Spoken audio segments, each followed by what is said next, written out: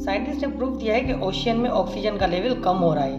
1960 से लेकर अब तक ये कमी 2% नोट की गई है, जो कि मेराइन लाइफ के लिए बहुत ही खतरनाक है। जैसे इंसानों को हाई माउंटेन्स पर सांस लेने में प्रॉब्लम होती है, इसी तरह से फिश और सी क्रिएचर्स को अभी दिक्कत हो रही है पानी में सांस लेने में। ग्लोबल वार्मिंग की वजह से जैसे जैसे ज़मीन गर्म हो रही है, उसी तरह से पानी भी ज़्यादा गर्म हो रहा है, और गर्म पानी ऑक्सीजन को ज़्यादा डिसॉल्व नहीं कर सकता, जिस वजह से ऑक्सीजन एवापोरेट हो रही है। जब हम ज़मीन पर फर्टिलाइजर्स का ज़्यादा यूज़ करते हैं और सीवेज के ज़रिए वो समंदर तक पहुंच जाता है, उस वजह से समंदर में अल्गी का ग्रोथ रेट ज़्यादा हो जाता है। जब वो अल्गी डेड हो जाती है तो उसकी डिकम्पोजिशन ऑक्सीजन को यूज़ करती है, जिससे वो पूरा एरिया डेड जोन बन जाता है।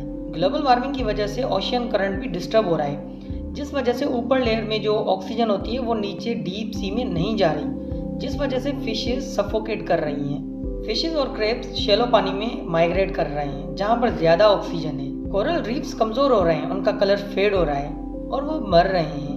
ह्यूमन फूड सिस्टम पर भी असर पड़ा है, फिशेस कम मिल रही हैं और फूड इकोनॉमी में काफ़ी बुरा असर पड़ा है।